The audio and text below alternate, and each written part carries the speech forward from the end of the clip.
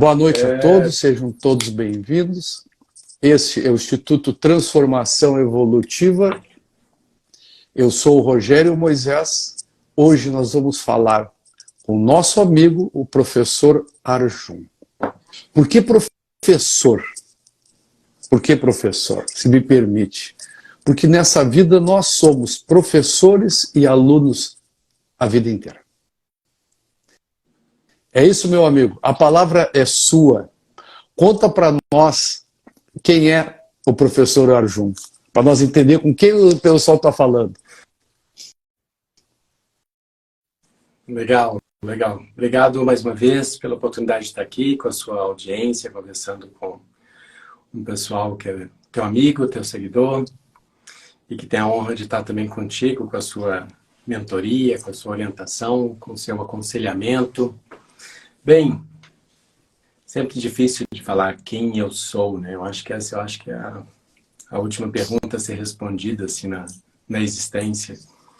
Mas a gente conversava um pouco dias atrás e eu gosto muito dessa apresentação como professor, porque eu acho que é uma oportunidade de oferecer reverências a todos os meus professores, né? Quando nos colocamos nessa condição de estudar com alguém, de aprender com alguém sobre alguma habilidade para a vida, é muito importante a gente perceber que nós fazemos parte, portanto, de uma corrente longa, que é esse intuito de disseminar o conhecimento, a sabedoria pela vida. E foi assim, lá atrás, no meados da minha adolescência, que eu tive a oportunidade, para alguns poderiam considerar precoce, de encontrar com alguns mestres na minha vida. E me encantava assim, ver o brilho no olhar de cada um deles, ao passar instruções e orientações assim tão importantes sobre a vida e sobre o tempo, né? Que foi basicamente o título aí que você usou para esse convite nosso. Então veja que eu estava lá com 13, 14 anos, conversando com alguns professores. E você sabe, Rogério, que naquela ocasião isso já mexeu tanto comigo que eu falei assim, olha, um dia na vida eu acho que eu gostaria de ser também um professor. Acabei não sendo, por formação, por caminho, minha vida foi me levando para outros rumos, mas o curioso é que eu fui vendo essa oportunidade de honrar todos esses mestres em qualquer uma dessas outras atividades que eu fui ter na vida. Eu trabalhei como designer gráfico, como programador de computadores. Mas uma coisa me chamava a atenção, porque dentro dessa editora, por exemplo, eu estava lá trabalhando como designer e as pessoas sempre buscavam em mim assim, por favor, como é que usa isso aqui? Como é que programa isso aqui? Como é que usa essa ferramenta? Eu fui me vendo também orientador, instrutor dentro dessa empresa, numa área que, na verdade, eu estava lá simplesmente para executar um trabalho de uma peça gráfica, enfim. Foi aí que começou a piscar essa oportunidade de pensar em dividir mais desse conhecimento. E aí, claro, fui buscar no meu coração o que é que me encantava. Meu amigo, eu fui parar na Índia. Fui parar na Índia para descobrir como é que essa conta toda fechava. E fui parar num país que historicamente é conhecido por ter sido uma sociedade que se estruturou ao redor dos professores. Né? Nós temos várias organizações políticas, sociais, e o que chama muita atenção assim, na beleza daquele povo, daquele país, com mais de 5, 10 mil anos de história, vamos pensar assim, é o fato de ter organizado a sociedade em torno de professores. Bem, isso é um pouquinho só dessa minha história e eu volto de lá cada vez mais motivado e engajado para fazer o meu trabalho. Atualmente, na verdade, esse atualmente é desde 1998, que foi... Por que eu falo dessa data, hein? Foi o ano que eu peguei a minha carteira de trabalho e guardei na gaveta. Em 1998, eu estava terminando o meu último projeto, também como programador gráfico dentro de uma editora, e a partir dali eu resolvi mergulhar de vez naquilo que desde criança já me chamava atenção demais, que é esse universo da espiritualidade, da filosofia, da medicina indiana, do yoga e por aí vai. Então, assim, tive bons mestres, tive bons amigos que abençoaram e colocaram o caminho um pouco mais facilitado para mim. Eu fui seguindo o vagalume e aqui encontrei mais um amigo no caminho, que é você, e a gente Obrigado está pelo aqui carinho, conversando sobre carinho isso. recíproco. Eu vejo assim, ó, o meu pessoal aqui, né? O título da nossa live: há tempo para tudo e para tudo, e tudo tem seu tempo. Sempre digo assim, ó, nós sempre somos buscadores. Mesmo aqueles que acham que não estão buscando, estão buscando. Quando a gente faz isso com mais consciência, fica mais fácil, né? O nosso amigo aqui fala sobre as pessoas que passaram pela vida dele. E a gente já conversou aqui que ninguém passa pela nossa vida sem um motivo, sem trazer um ensinamento para nós, e nós também, humildemente, transmitimos esse ensinamento para essa outra pessoa. Porque nós somos seres individuais com conexão entre todos nós. O que acontece com um, acontece com o outro. É como o universo todo, né? Todo o universo. O universo, a vida é Deus. Como se fosse um grande oceano que nos banha. E nós somos uma gota desse oceano. Então, nós já estamos em Deus. Nós temos só que adquirir consciência. Então, nós, o meu pessoal não sabe ainda, depois nós vamos contar mais adiante, tá? A cereja do bolo vem mais adiante. Mas assim, ó, eu sempre falo de uma vida com propósito, uma vida de verdade. A vida de verdade é a minha vida, a sua vida para você. Isso é importante. Em que momento tu virou a chave? Por que tu virou a chave? Esse é o ponto para nós começar a conversar sobre a Índia.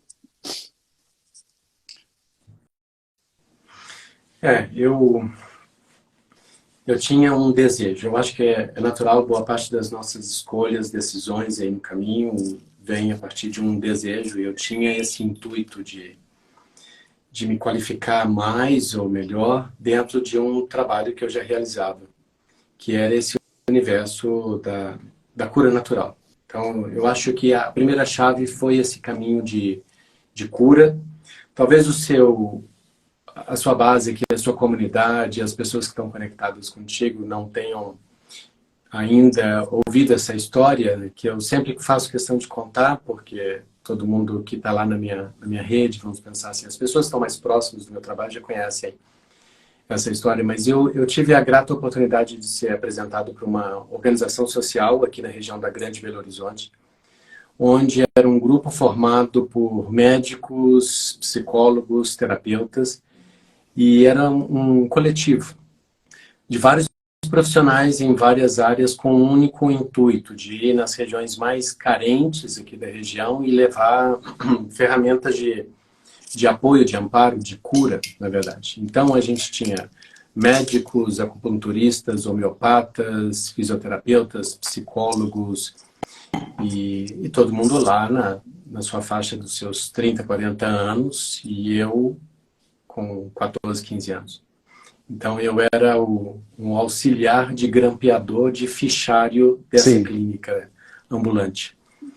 Eu passei vários anos assim dentro dessa comunidade e aquilo eu acho que alimentou muito cedo em mim, eu acho que é algo que faz parte da natureza da alma, que é a condição fraterna, né? Ressuscitar ou restaurar essa condição que você belamente disse há pouco, de reviver o Deus interno. Claro. Colocar ele para agir, né? Então, quando a gente coloca Deus em primeiro plano, conduzindo esse caminho, e não de uma forma necessariamente religiosa, porque era um grupo ecumênico, sabe? Ele era formado por pessoas assim de várias linhas mesmo, de posturas filosóficas, e tinha até mesmo pessoas assim, extremamente competentes que não tinham nenhuma conexão com a instituição religiosa, mas todos tinham a vontade de voltar a sentir o bem quando o bem era refletido no brilho do olhar daquele que era servido e auxiliado. Então, isso tudo foi alimentando, Rogério, em mim essa vontade de mudar uma chave interna. Eu vou te dizer que, assim, como aquariano, já lá na minha crise existencial do meio da adolescência, eu não estava gostando muito de encarar Sim. o mundo como ele parecia ser. E eu já me via desde cedo questionando a dor da existência humana, a pobreza, a miséria, a marginalização social. Então eu fui naturalmente desdobrando, eu acho, que esse novelo. E aí eu deixei o destino me guiar. Eu te confesso que eu não tive uma participação assim ambiciosa de eu quero fazer isso, eu quero fazer aquilo. O meu desejo era continuar dentro daquele ambiente. Na prática, eu voltava para a minha semana encarar a minha escola, meu ensino médio, meu ensino... E sair da escola. Durante toda essa transição, essa era a minha rotina. E trabalhando como programador de computadores, algo que começou bem cedo na minha vida, mas eu tinha uma certa ansiedade para chegar logo sábado, que era quando a gente ia para as favelas de Belo Horizonte, e era bom demais. Era bom demais, assim, poder ajudar, a princípio, os meus amigos, médicos, terapeutas, e que estavam lá fazendo algo que me deixava muito, muito feliz. Até que o tempo passa, não é isso? A gente está falando de tempo. O tempo passa e eu vou fazer a minha primeira formação como terapeuta holístico, naturista dentro desse universo, e aí a fila foi grande. Aí foi estudando cromoterapia, fitoterapia, homeopatia, acupuntura, doin, shiatsu, cristais, radiestesia, florais, até que eu escutei o tilintar dos sinos indianos e o cheiro dos incensos, e a minha alma falou que tinha alguma coisa ali muito especial, e aí eu mergulhei nesse universo da medicina tradicional indiana, com o contato de um médico indiano que vivia na época aqui na região de Belo Horizonte, e aquilo ali começou.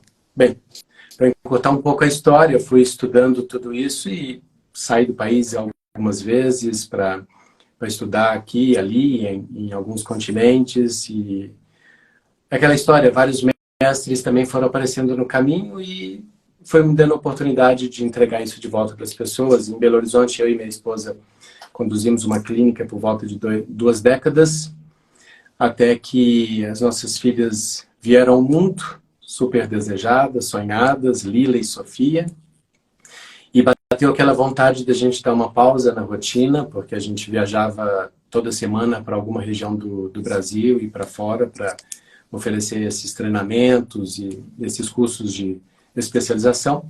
E aí a gente volta para ficar realmente numa encosta de um parque estadual, aqui em Minas Gerais, vivendo perto de uma cachoeira, com quintal, com horta, com as meninas no pé no chão. E vamos viver o que eu chamo de viver a Ayurveda, viver a poesia da vida, realmente cuidando do dia a dia, cuidando delas, assistindo. E uma das melhores coisas que aconteceu na minha vida, eu acho que a minha maior loteria foi ter tido essa oportunidade. Eu estive presente em todos os dias dos 12 anos da minha filha. Eu vou pegar um gancho do que tu falou, tá? Que é o que eu venho comentando com o meu pessoal, né?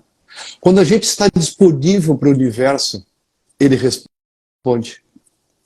Quando a gente não briga com a vida, quando a gente não briga com o universo, ele responde. A gente sabe, no fundo, a gente sabe o que tem que fazer. A gente sabe onde brilham os olhos, aonde o coração expande. E muitos de nós não fizemos isso.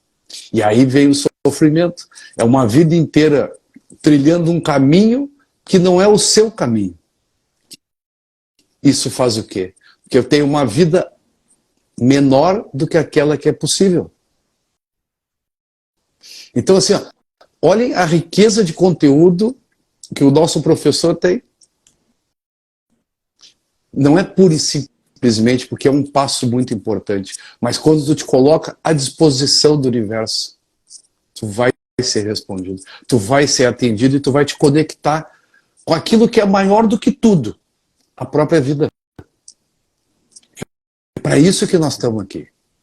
E vamos dar um pulinho aí nessa história, para nós botar um tempero. Tem bastante gente aqui, mas ninguém perguntou nada ainda, né? Por que eu estou falando sobre a Índia? Por que eu estou trazendo alguém? Quando é que nós viajamos para a Índia agora?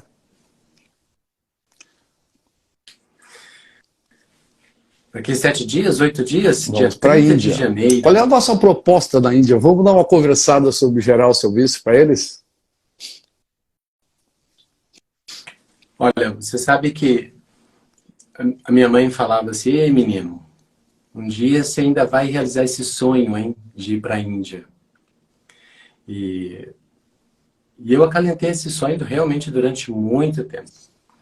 O meu casamento foi um divisor de águas, porque até então eu ainda me via com muitas crenças limitantes e eu vivia colocando e recolocando o sonho de ir para a Índia na gaveta. E eu vivia tirando da gaveta 1, colocando na gaveta 2, aí quando ela voltava para a gaveta 1, eu colocava na gaveta 2. E aí a Renata, com todo o poder que ela tem, ela disse: não, você vai realizar isso agora, nós temos que manifestar isso. E eu falei: não, imagina, parece que eu me deliciava, Rogério, mais com a ideia de que era um Sim. sonho do que querer realizá-lo. E quando eu fui, de fato, pela primeira vez, eu desembolei passaporte, visto, passagem com 2 semanas. É aquela coisa assim do tipo, é agora, ou vai ou racha. Esse foi o checkmate que a Renata colocou na minha vida. Ela é super poderosa. As mulheres são Ou poderosas. vai ou racha, ou desiste. Super, graças a Deus, eu tenho tanto aqui em casa. E aí, o que acontece é que ela falou assim: não, para com essa lenga-lenga. Ou se você gosta, se é seu sonho, vai lá e realiza isso. E eu falei: meu Deus, é verdade isso, tem que acontecer uma hora. E eu pensei que ao voltar de lá, eu teria simplesmente realizado um sonho. A questão é que aconteceram 2 coisas muito curiosas. Assim. Quando eu fui para realizar um sonho.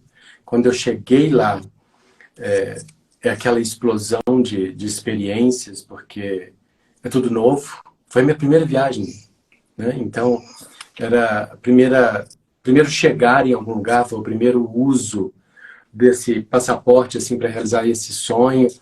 E no meio dessa viagem eu já estava com saudade do Brasil. Era uma coisa assim de, tô doido para voltar. Tô doido para encontrar com meus amigos, para minha família, para contar o tanto que isso aqui é diferente, é exótico, é impactante, é transformador e tudo isso que a gente escuta de todos os destinos mais exóticos e com uma temática mais de transformação. Então aconteceu uma coisa muito esquisita, porque era uma desconexão do tempo, né? Eu estava no Brasil sonhando com outro lugar do mundo, eu fui para esse outro lugar do mundo e de repente sonhei em voltar para o Brasil. E voltei com aquela sensação de pronto, agora eu já posso dizer, fui para a Índia. Sonho realizado, missão cumprida. E aí foi me dando uma saudade, cara, saudade de lá.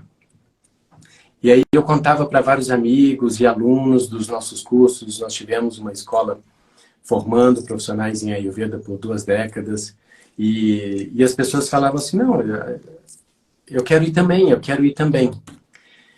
Eu nunca planejei isso, Rogério, é um pouco daquilo que a gente estava conversando minutos atrás, eu nunca planejei isso, mas de repente eu estava levando um grupo, depois eu voltei, esse grupo falou que mudou a vida deles, e praticamente eu nunca fiz propaganda.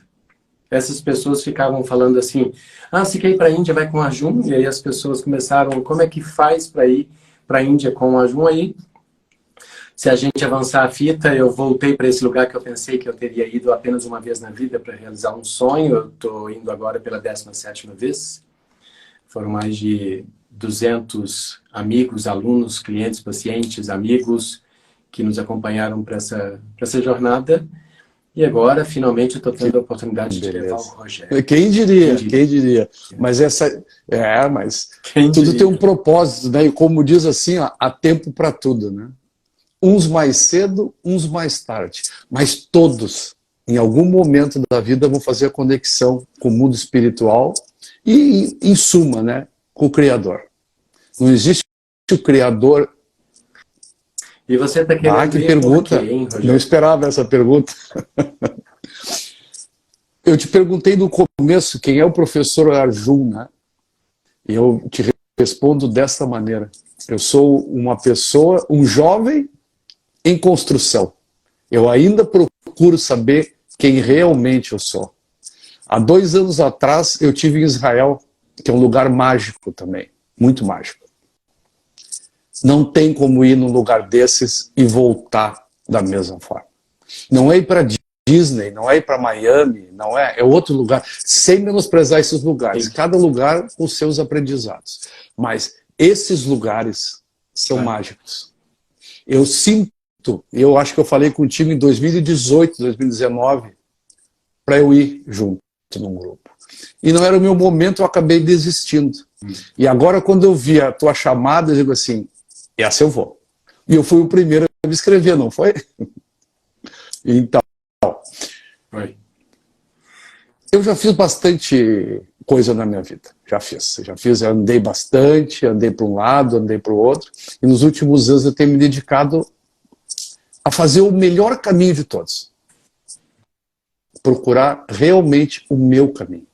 Aquilo que faz vibrar o meu coração. E o que faz vibrar são essas descobertas.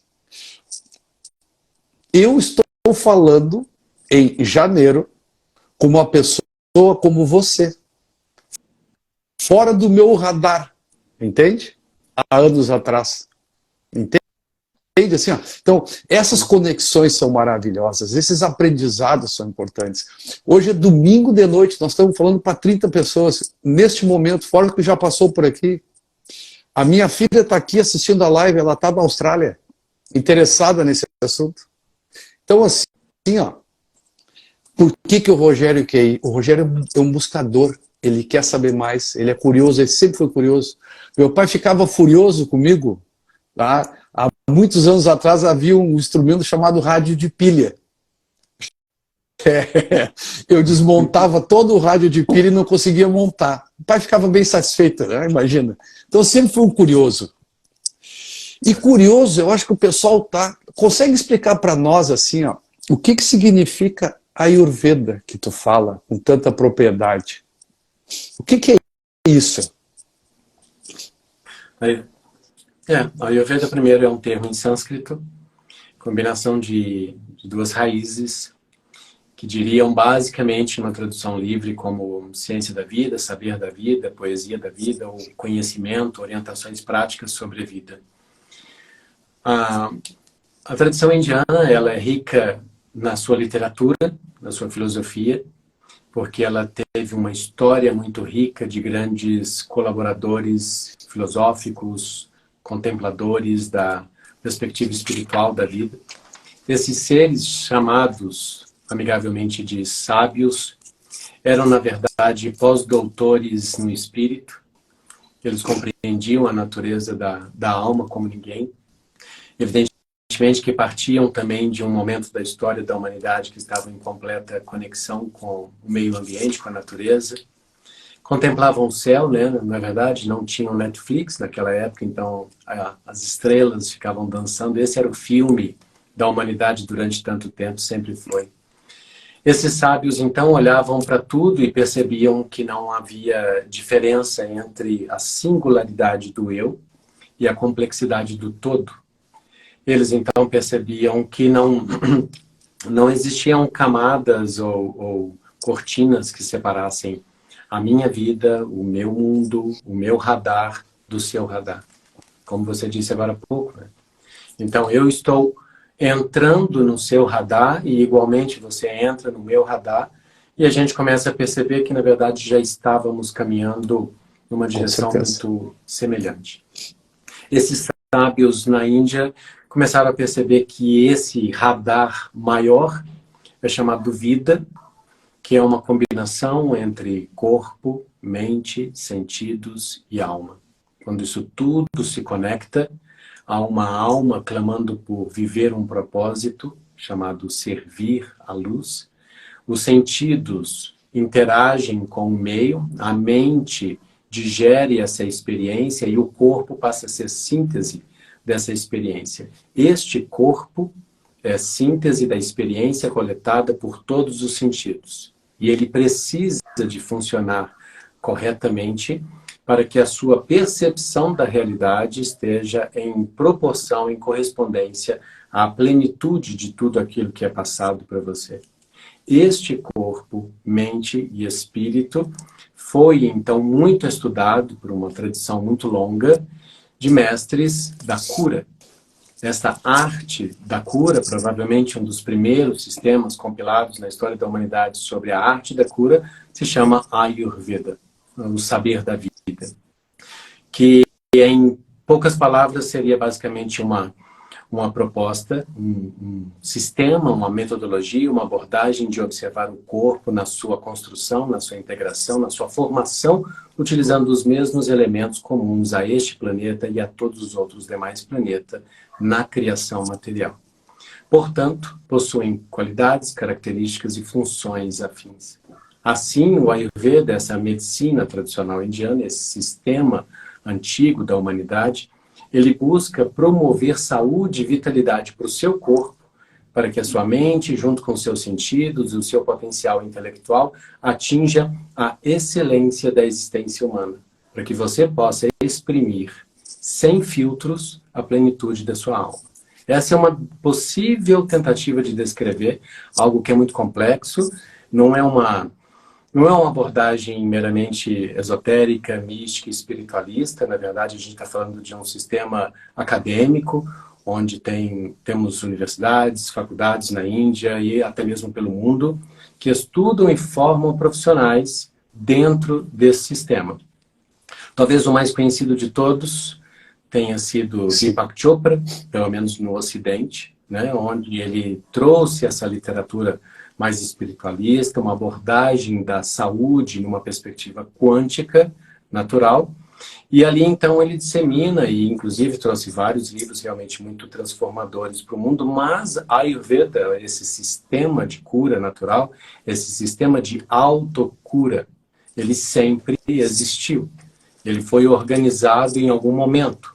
Na Índia, ele ganhou o nome de Ayurveda, mas se você vai em uma tribo indígena aqui no Brasil, eles, sem terem esse contato com a ciência, sem terem esse contato com a formação acadêmica, que nós nos acostumamos a seguir esse caminho, eles também já obedeciam processos de preservar a saúde dentro da sua própria comunidade originária, usando elementos que são comuns ao Ayurveda. Então, perceba que a gente está falando lá do subcontinente asiático, usando regras, princípios e protocolos que também podem ser encontrados em aborígenes australianos, perto lá da sua filha. E aborígenes africanos e indígenas aqui da América. Então, é muito interessante porque o saber pertence à existência humana.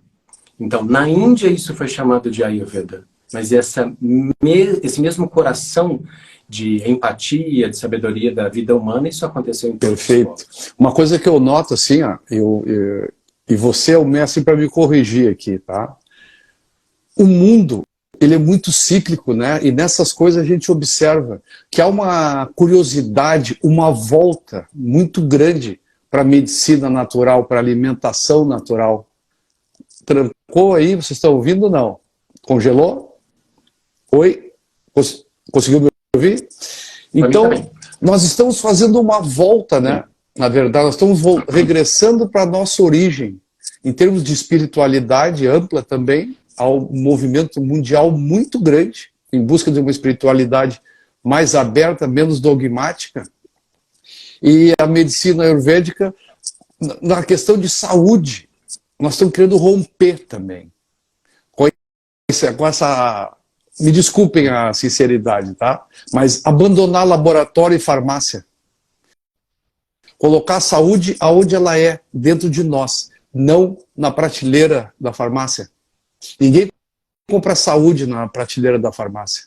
A gente compra saúde investindo em nós. É a busca de tudo passa só por nós. Em conexão com o mundo que está aí, com a vida que está aí. Então, as pessoas estão buscando muito mais isso.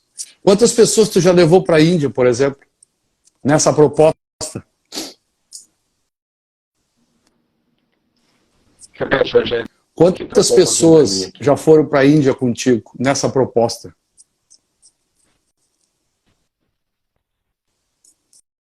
Eu tive que fazer as contas um dia desses, porque eu estava fazendo a página de divulgação e então, foram 212 pessoas. Né?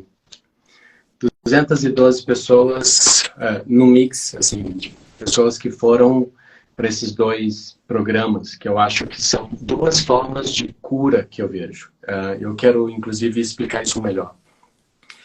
Quando eu vou para a Índia, naturalmente, quando você vai para um lugar como esse, existe uma aproximação do exótico, do apelo visual, né? Porque tudo é diferente, a começar pela orientação do trânsito, a arquitetura, a roupa das pessoas, a tez das pessoas, a linguagem, os dialetos, não somente o inglês, você vai com uma expectativa de inglês, mas chega lá é um inglês com um sotaque bem diferente de tudo aquilo que você conhece. Então, existe uma familiarização, um acostumar com tudo aquilo que está acontecendo ali. E eu gosto de chamar assim, uma overdose, né, para os sentidos, porque tudo é intenso, né? A Índia é um lugar que ela não é meio tom. Então, se a gente fala de estímulo visual, são milhares de cores, tudo ao mesmo tempo, o sari colorido das indianas, a estampa nas ruas, assim, a bancada das frutas, legumes, verduras, e tudo muito colorido.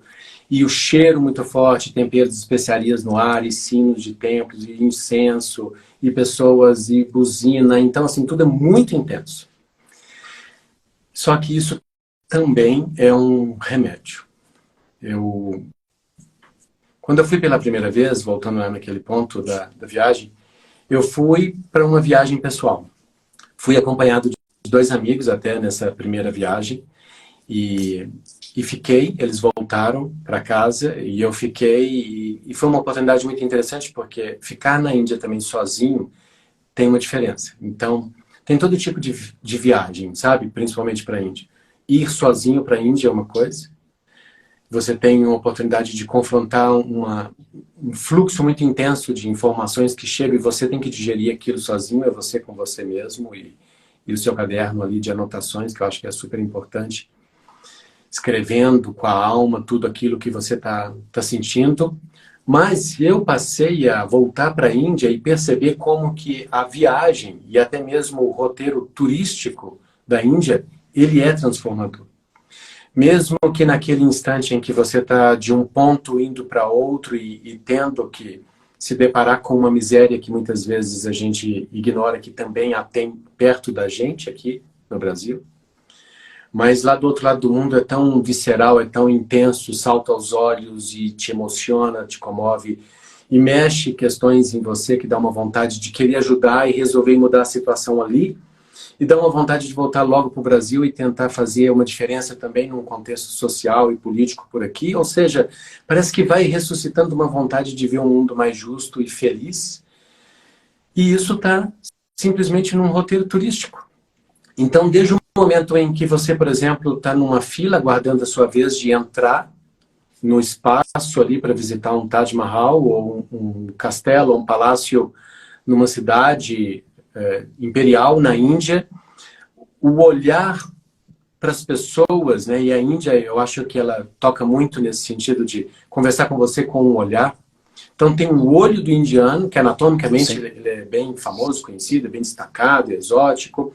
Tem um olhar também muito profundo e que muitas vezes assim eu parava e chorava e permitia mesmo assim cair aos prantos com o olhar de uma criança. Então eu percebia que eu não precisava exclusivamente de ter uma expectativa que unicamente aconteceria dentro de uma clínica ayurvédica para que então eu pudesse estar ali, entre aspas, desintoxicado, rejuvenescido. Eu fui percebendo cada vez mais que o estar presente, mesmo que num programa turístico como esse, ele é tão curativo quanto ali o remédio, a fórmula de plantas, a massagem, as terapias, a limpeza, a desintoxicação do organismo. Mas, basicamente, a minha viagem, ela busca, sempre que possível, oferecer as 2 coisas ao mesmo tempo, que é o programa que você está fazendo agora.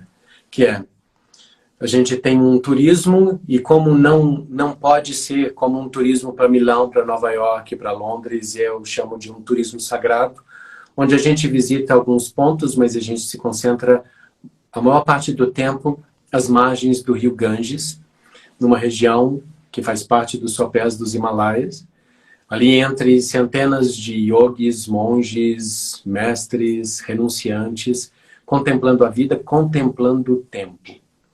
É muito interessante porque o reflexo, o brilho turquesa daquele rio Ganges ali, muito próximo da sua nascente, é encantador, sabe? Sem querer sugestionar a sua própria viagem, Rogério, mas isso é algo que a gente percebe com todo mundo, assim, o simples chegar e ver a velocidade daquele rio, ele já impõe uma introspecção, todo mundo quase sempre quer soltar a mochila, sentar no chão e ficar ali olhando para o rio, alguns se emocionam, que é natural, outros já querem partir logo para o hotel, guardar as coisas e sair perambulando. É como se a gente quisesse revisitar aquela criança interior, andarilha, errante, só querendo experimentar. Então eu quero experimentar uma fruta, quero experimentar um alimento, quero experimentar uma pimenta, quero chegar perto daquela vaca, quero desviar daquele estrume, eu quero, ou enfim, é tudo ao mesmo tempo, só que com uma diferença.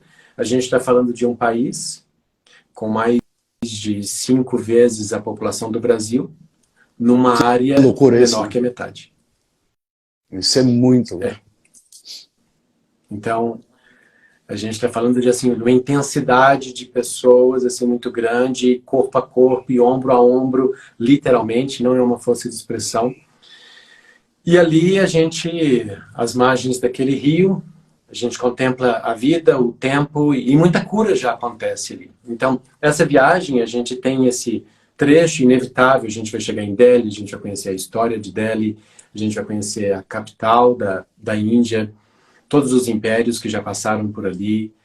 A gente vai conhecer o mercado velho, experimentar temperos, sabores, da primeira bolsa de valores do mundo, né? Poucas pessoas sabem disso, né? A primeira bolsa de valores do mundo foi esse mercado de especiarias. A partir dali a gente conhece uma parte do deserto do Rajastão, a gente tem que passar na frente do Taj Mahal e ver o tamanho daquilo tudo e como que a gente fica cada vez menor quando a gente se aproxima de uma obra como aquela. Tem toda uma história intensa, dramática também por trás, mas faz parte da história da humanidade, a gente não pode ignorar isso. Né? Tem amor, tem dor, tem sangue, tem ouro, tem brilho, tem tudo e reflete, eu acho que é o cinema da história da própria humanidade, né? Tudo que a gente viveu, conquistou, perdeu para chegar até aquele ponto. Depois disso tudo, a gente descansa lá na capital do yoga na Índia, né? Segundo muitos, que é Rishikesh. Então, dali a gente fica um tempo e depois a gente segue um pouquinho mais para cima, indo em direção à confluência que forma geograficamente o início do Ganges na Índia. Que é encantador, é sempre um lugar de peregrinação, sonho de muitos indianos de visitar esse lugar. Eu tenho tido a boa fortuna, a bênção divina de voltar para esse lugar já várias vezes na minha vida, e é sempre uma oportunidade de tomar um banho de corpo e alma, literalmente, para depois a gente ir para o Kerala, para o extremo sul da Índia, onde a gente vai ficar ali por mais um tempo, em um mix de aprender sobre a alimentação indiana, sobre as práticas corporais, as massagens, os banhos, a sauna medicinal, receber esse próprio procedimento. Então eu sou suspeito, mas é praticamente viver as duas coisas ao mesmo tempo. Você vai aprender como que aquilo tudo acontece e você vai se submeter àquele próprio procedimento, que é um programa dentro do Ayurveda que busca dar um reset no seu corpo, dar um detox, desligar e ligar o seu corpo, para dar uma descarregada no intestino, no estômago, nos olhos, nos sentidos, na pele, e ganhar de novo vigor. E com certeza no mental também, no espiritual também, né? Demais. Olha só. Oi. Demais. Porque para o Ayurveda é isso. Se você desintoxica o organismo, você libera espaço para o fluxo mental. A mente não está no cérebro, né? Segundo a anatomia e a fisiologia indiana, a mente mora no coração e trabalha no cérebro e passeia pelo corpo. Então, nós temos a massagem não como um procedimento de relaxamento, mas como uma psicoterapia não verbal. Sim. Prestou atenção? Psicoterapia não verbal. Isso é muito grande. Isso é muito grande. Se prepare. Olha só, tem duas perguntas aqui. Gente, vocês perguntem, façam perguntas, aproveitem esse cabedal de conhecimento desse homem aí, aproveitem, porque é uma coisa inusitada. Tá? Pergunta aqui, ó, só um comentário. A Thaís diz que vai viajar conosco. Ela tem uma associação, não sei, ficou lá para trás, só não tenho o nome dela. Ela viaja conosco, mandou um abraço. Tá? Deixa eu só ver aqui que eu estou passeando por aqui. Deve ser Thaís Lima. Mas essa tu falou em chorar, né? Que a gente chora lá. A minha esposa já cravou aqui com assim, ó, sem a menor dúvida. Rogério vai chorar bastante lá. Não tem. Eu levei mais de 50 anos para chorar. Depois que eu comecei a chorar, eu não paro mais. Ó. Sério. Aí diz assim, ó, Andréia perguntou se a medicina ayurvédica estimula o jejum. Jejum é estudado, é uma das práticas de terapia dentro do Ayurveda, está dentro de uma categoria chamada Langana, que vai estudar a necessidade de dar um tempo para o seu próprio processo assimilatório, metabólico. Tão importante quanto falar é ficar calado, tão importante quanto comer é também jejuar. Então é um pouco desse princípio.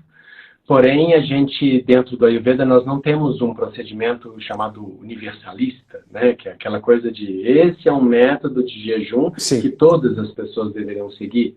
Da mesma forma que a gente não tem uma proposta dietética onde todas as pessoas deveriam seguir. O raciocínio do Ayurveda é quem é o Rogério? Qual a sua história de vida? Em que ambiente ele se expressa melhor, ele entrega o melhor do tônus da sua própria vitalidade e presença. É no verão? É no inverno? É com chuva? É com frio? Quais são os sabores preferidos? Quais são os sabores aversos, assim, à história alimentar do Rogério? Como é o seu funcionamento do intestino?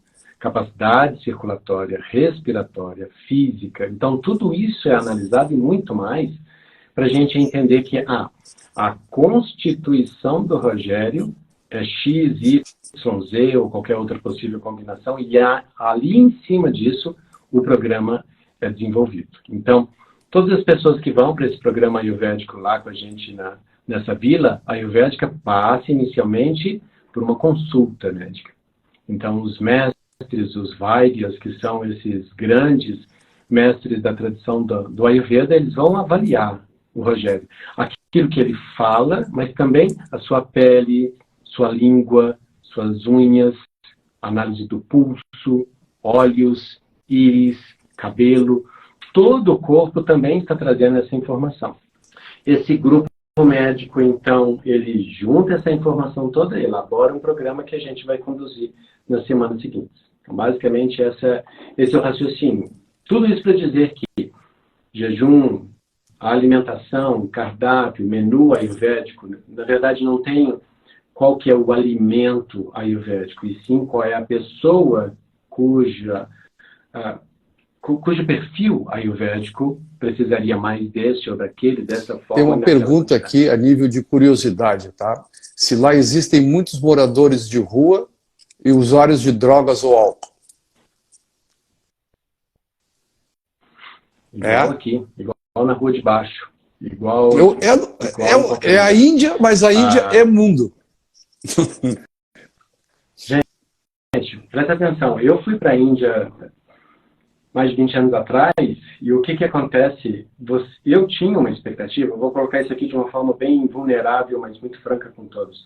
Eu tinha essa expectativa de que não existiria esse povo sofredor, que não existiria nenhum materialista, que não existiria elite, que não existiria segregação, que todo mundo era namastê, vida espiritual, mestres iluminados, que todo mundo só conhecia a literatura e a filosofia indiana. Não, eu fui para um país, para uma distribuição geopolítica, num contexto que nós temos ao longo da nossa própria história. Cheguei lá e tive muita dificuldade de aceitar. Olha isso. O meu ego não queria aceitar a Índia. Porque eu a pintei na minha cabeça e no meu coração como sendo muito pura. E, na verdade, o que eu estava fazendo era colocar uma projeção de cobrança sobre o outro. Me satisfaria imensamente se a Índia correspondesse à minha ideia, à minha vontade, aos meus anseios. Então, quando a gente vai para o outro e percebe, né, o que está por trás um pouco dessa pergunta de lá tem usuário de droga, lá tem pessoas que estão sofrendo, lá tem fome, é porque, na verdade, a gente está querendo achar algum lugar que depois da cerca, que depois do muro, seja diferente de onde eu estou. E aí eu voltei para o Brasil, assentei essa energia e comecei a perceber que eu estava com essa distância de mim mesmo e da minha realidade. Eu estava vivendo uma realidade no Brasil e queria uma realidade de extrema paz na Índia. Coincidiu com um momento em que o próprio Dalai Lama tinha voltado aqui no Brasil, estava dando uma palestra e ele falava muito, eu lembro dessa palestra do Dalai Lama que ele dizia, não venha para o Tibete buscar a paz, assente a paz em você e leve essa paz para onde você quiser, inclusive para o Tibete. Então, quando eu me pacifiquei, quando eu fui perceber que eu conhecia, às vezes, até muito mais da filosofia indiana do que da cultura brasileira, aí eu voltei para esse lugar de voltar a me encantar com a cultura desse país onde eu nasci e levo essa força para a Índia e comecei a voltar para a Índia com esse aceitar da condição humana. Perfeito, em qualquer maravilhoso. lugar do mundo. E isso me ajudou. Isso me ajudou a ficar em paz. Porque, Rogério, uma coisa que impacta, evidentemente a gente está falando de um país que passa por dificuldades de saneamento básico, que passa por dificuldades estruturais e de distribuição de renda e de alimento, como o Brasil também passa. Claro. Só que tudo lá é numa escala muito grande, muito, muito grande. A gente está falando, permita-me dizer isso, de um dos países mais novos do mundo e o país provavelmente mais antigo do planeta. A gente está falando de um país que no processo de independência em 1947-49, ele se tornou um país novinho para o planeta. Índia, enquanto política, na estrutura que a gente tem hoje. Então, na prática, eles estão ali com em torno de 70 anos, engatinhando, tentando organizar aquilo tudo. Cara, é muita coisa. É muita coisa que tem que ser feita e eles têm feito muita coisa. Então, a Índia que eu conheci mais de 20 anos e a Índia que eu volto a visitar a cada um ano, com todo respeito, é uma intensidade de transformação de estrutura, de melhoria de qualidade de vida para as pessoas que eu vejo na minha própria cidade acontecendo em intervalos de 5 e 10 anos. Então, o que eles estão conseguindo fazer a cada ano na Índia é algo que tem sido muito forte aqui, mas assim, em intervalos bem maiores. Com isto dito, o que mais me encanta não é chegar na Índia catando cenas exóticas de olha que miséria, olha que não acredito que aquela pessoa está passando por isso e tal. Na verdade, se você quiser olhar isso, você vai achar isso. E se você for para a Índia querendo ver isso, você só vai ver Índia. Só vai ver esta Índia. A Índia dos blogs de terror. Ah, não vá para a Índia, veja o que vai acontecer com você. Olha a água da Índia, olha as pessoas da Índia, a miséria, a fome, isso e aquilo. E se você quiser colocar no seu radar isso, tranquilo. É isso que você vai encontrar lá. Agora, eu faço sempre um exercício e convido todos, né, enquanto a gente estiver caminhando, a gente vai conversar sobre essa parte, que eu acho que é a minha contribuição dentro de todo o programa, uma dessas falas que eu mais gosto, que é não apenas ver a realidade ou o fato, por mais duro que seja, mas ver o olho brilhando daquele indiano que passa por uma situação que, se eu estivesse nela, eu estaria arrasado. Mas ele passa com uma sobriedade, com uma nobreza, com uma integridade, com uma estatura. É bonito demais de ver a resistência, a resiliência do indiano passando por isso tudo. Quando você acessa esse canal de beleza e de compaixão, a Índia abre um portal para os seus olhos e você começa a ver amor em tudo. E você começa a ver as pessoas erguendo, sabe, da dificuldade, da rotina, do dia a dia, do trabalho duro. Aí você começa a ver os castelos mais bonitos, as roupas mais belas, as mulheres, os homens, todas as crianças, todos cada vez mais encantadores. É basicamente, esse é o ponto da virada. Eu estava pensando aqui, eu sou constelador familiar, né? Então a gente atua como facilitador de constelação, tem vários aqui que também constelam. E a pergunta sempre que vem assim, o que eu vou ver lá na constelação? E a resposta é simples, aquilo que você estiver preparado para ver. E é dentro do ponto que tu fala. Se eu quiser olhar a parte negativa, eu vou ver só a parte negativa. Agora, se eu quiser ver como essas pessoas suportam o que suportam, com um sorriso, com essa espiritualidade toda, com essa grandiosidade toda, nós temos que olhar para a Índia como uma coisa assim, ó. Diz que a primeira bolsa de valores foi ali. 70% das especiarias do mundo são da Índia. A grande rota de navegação era para a Índia, do mundo inteiro. Sempre foi. Então, é isso. Oi? Para as Índias. Exato. Eles diziam para as Índias. Né? Caminho para as Índias. Então, assim, ó, quando a gente se propõe a se abrir para o universo, vai limpando. É como a constelação ou como descascar uma cebola. Tu vai tirando as fatias. E lá no fundo sobra a tua essência. E é aquilo que a tua essência está mostrando, é o que tu vai enxergar. Porque é ressonância. É energia que vem. Eu tenho uma história linda, que se você me der mais um minutinho, eu acho que eu consigo contar uma versão compacta. Eu estava lá numa varanda, lá na nossa vila, no Kerala, no sul da Índia. A gente estava descansando de um dia de trabalho, então chega um horário, um dia que está tudo bem, e as pessoas começam naturalmente a caminhar ali. Eu lembro que tinha uma senhora que chegou para mim, eu e a Renata, minha esposa, a gente estava ali descansando, ela chegou e falou assim, tudo bem se eu sair agora, vai ter alguma programação, aula, terapia, alguma coisa? Eu falei, não, tá tudo bem, agora a gente tem um intervalo livre até de noite. Então ótimo, tudo bem se eu sair por aqui, andando nessa rua, nessa direção? Eu falei, não, faça isso, você vai adorar, é um bairro bem bonito, de terra batida, é bem um ambiente mais rural mesmo.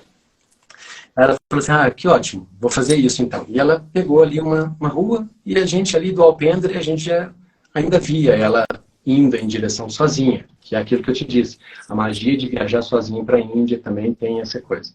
Tem algo fascinante na viagem do sozinho, do estar sozinho, e tem algo também único da viagem em grupo, que tem uma soma de experiências assim inigualável. Enfim, coisa de meia hora depois, veio uma outra senhora do mesmo grupo nosso e falou assim, tudo bem, fez a mesma pergunta, tudo bem se eu caminhar por aqui e depois voltar? Eu falei, tudo bem, faça isso. E ela foi. Aí, meu amigo, uma hora depois, chega a primeira pessoa que saiu naquela caminhada. E chegou chorando. Aí eu pensei, deu ruim. Agora aconteceu. Deu ruim. Aconteceu alguma coisa. Ela sentou, parou ali do lado da gente e começou a contar a história. Eu falei, o que aconteceu? E já fui pegando na mão para tentar entender o que é que tinha acontecido. E ela falou assim, nossa, você conhece esse pedaço aqui, Ashton? Eu falei, conheço. Então, não tem um casarão assim assado? Eu falei, tem. E aí, eu já visualizei o casarão, mas deixei ela contar. E aí ela contou. Então, eu estava passando por esse casarão e tinha uma criança jogando uma bola nesse casarão, na terra batida, aquele poeirão, e tinha um senhorzinho numa cadeira de balança que parecia o avô dele, e ele olhou para mim e sorriu, mas ele sorriu com tanto amor que eu não aguentei. Eu acenei para ele, ele ficou super feliz, e ele acenou para mim, o menino parou de jogar bola, olhou para mim, me deu um imenso sorriso.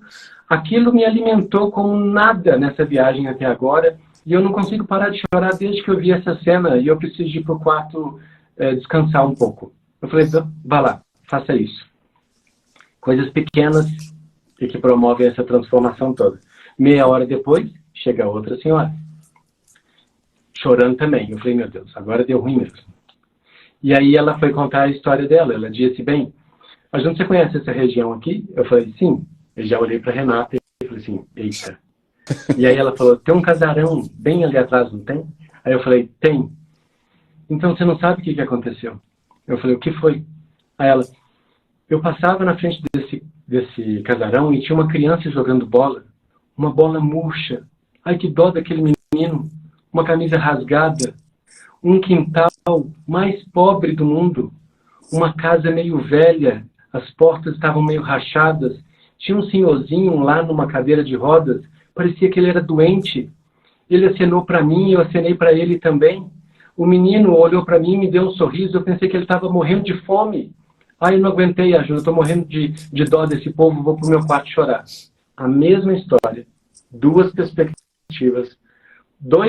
O mesmo cenário, dois corações narrados com o que a gente tem a dentro, nossa percepção, encontrando fora. O fato é o mesmo. A interpretação é nossa. Uma última pergunta. Então, essa é uma história muito forte porque mostra exatamente isso. Tem uma Índia te esperando, mas você também tem que estar pronto para deixar algumas coisas. Nós já conversamos, né? Tu mesmo falaste, né? Não é uma viagem para qualquer um, né?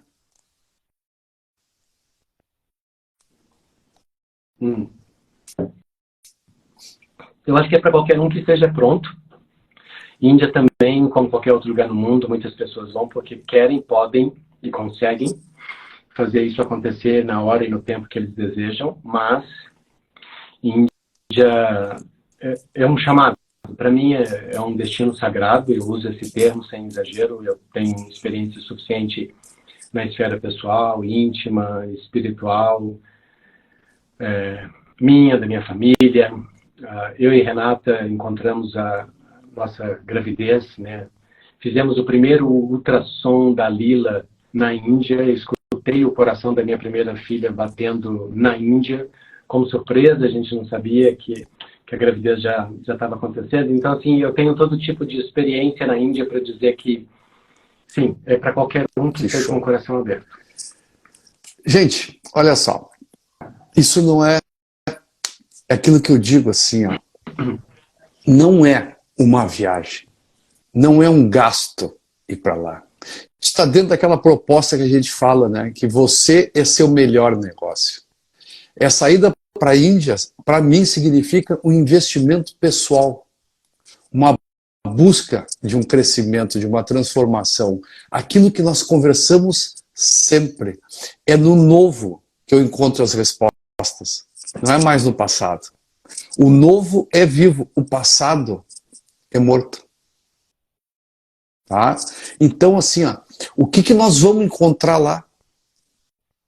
Cada um de nós vai encontrar o que tiver pronto para ser encontrado. O que seu coração, o seu mental, o seu espiritual tiver aberto, conectado. Essa é a sua busca. Isso não é colocar expectativa. A pergunta que eu faço para vocês agora, já que vocês fizeram algumas para nós, independente da sua idade, como eu sempre digo, deixo muito claro isso, eu sou um menino de 60 anos de idade. Quantas vezes na sua vida você parou para investir em você mesmo? Quando é que você fez isso na sua vida? Talvez essa live sirva também para nós pensar, né? Como é que eu estou vivendo a minha vida? Com o que eu estou me conectando na minha existência? Para o meu chamado, não aquela chamada, aquela coisa, eu vou ser um guru, eu vou ser isso. Não. Chamado puro e simples, de viver a minha vida o mais pleno possível. Meu amigo, me ouve? Tá, tem uma pergunta aqui, ó. Tem uma pergunta para nós ir começando a encerrar, tá? Para ti, se é que tu domina isso, ninguém é obrigado a saber tudo nem nada, né? Nós somos aprendizes sempre. Poderia falar sobre energia Kundalini, canais Ida e Pingala. Bom, Kundalini eu sei, agora a partir dos canais já não sei o que nós estamos falando. Isso faz parte da anatomia e da fisiologia energética do yoga, que é essa grande contribuição da Índia para a humanidade. Eu acho que o que a Índia entregou, principalmente como sistema compilado do yoga em todas as suas várias formas e modalidades e linhagens, é riquíssimo, e uma das grandes contribuições foi justamente mostrar que o corpo, além de carne, sangue e osso, tem algumas outras camadas. Tem outros canais ali. A gente encontrou veias, artérias, a gente encontrou o sistema alimentar, o tubo gástrico, nós encontramos o sistema linfático, nós temos os canais e as passagens de ar, mas também nós temos um canal de energia, ou na verdade nós temos toda uma malha de circulação de energia no corpo. Então veja que muito antes da gente cunhar esse termo com Thomas Edison na ciência, muito antes de compreendermos até mesmo a noção de gravidade, das leis da física e como isso tudo foi empiricamente estruturado, compilado e organizado, a Índia, já milênios antes de todos esses grandes pensadores ocidentais, ela já descrevia uma composição dual. Nós temos o corpo físico denso, grosseiro, palpável, mensurável, e temos um corpo físico sutil, etéreo e energético. E esta cópia carbono do corpo, formada por energia sutil, não visível, pelo menos dentro da escala de sensibilidade das coisas como nós temos, não tocável, né, de forma tátil. Esse sistema é o sistema que o yoga estuda, chamado Kundalini, Ida, Pingala, Sushumna e os Nadis. Nadis é um termo que vai representar esses meridianos.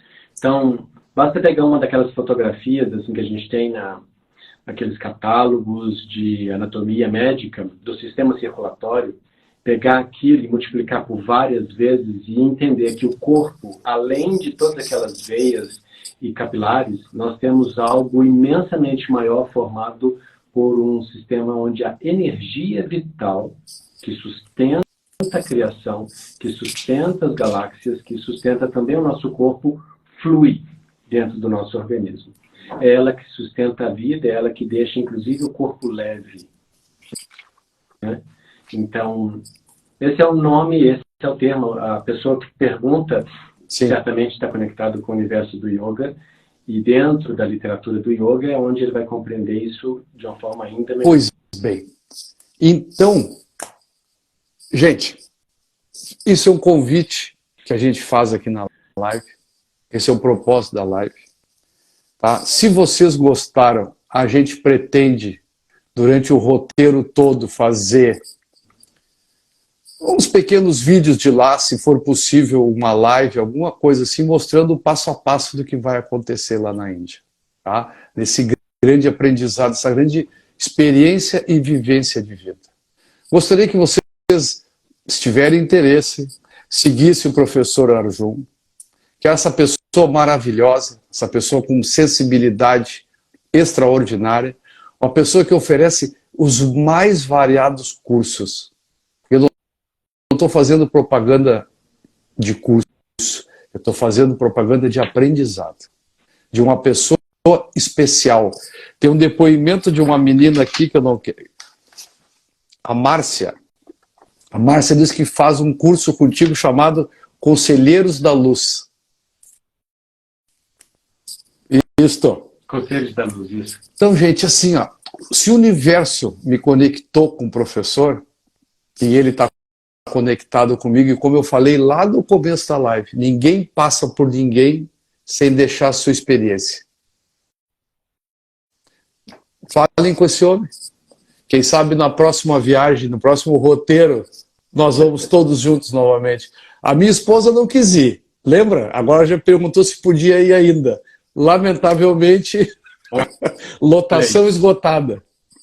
Meu amigo, eu te agradeço profundamente esse aprendizado todo, a tua disponibilidade, tá?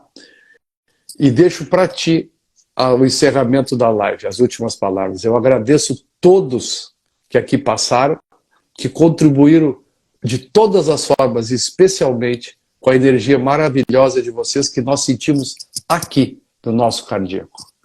Eu já agradeço tudo por vocês. A palavra é sua, meu amigo. Namastê. Namastê, namastê a todos. Gratidão pela oportunidade de estar aqui, de conversar um pouquinho. Eu acho que a gente precisa de fazer mais, né? Mais portas, abrir mais portas como essa, assim, para a gente dividir a nossa história, a nossa percepção de vida. Eu acho que esse é um momento importante que toda a humanidade passa e criar essa teia de conexão com seres que estão buscando esse caminho de uma forma tão sincera como o Rogério. É o que a gente mais precisa. Eu acho que a gente precisa de fazer essa corrente do bem acontecer cada vez mais. Contem comigo. Humildemente, meu canal está lá e eu pretendo também ir registrando essa viagem. Toda vez que eu vou para a Índia, a gente lota lá os stories e vídeos mostrando exatamente como que está acontecendo tudo, para todo mundo ir sentindo um gostinho disso. É tudo muito, muito bonito, porque a pessoa vai acompanhando e ela vai se vendo ali naquela situação, vai dissolvendo aquela expectativa, apreensão, receios, ansiedade em relação a ir para a Índia e ressurge aquele sonho de esse é um lugar que eu quero ir. Então, contem comigo. Nosso Deve, querido, deve. Eu posso dizer, Rogério, viagempraindia.com. Só isso. Viagempraindia.com, lá você conhece toda a nossa programação. E aí, em breve, a gente tem uma outra turma sendo organizada para ir na próxima vez. Um abraço a todos. Gente, boa semana, bom recomeço e pensem nisso. Invistam em vocês também. Vivam a sua vida. Busquem aquilo que vocês vieram fazer aqui.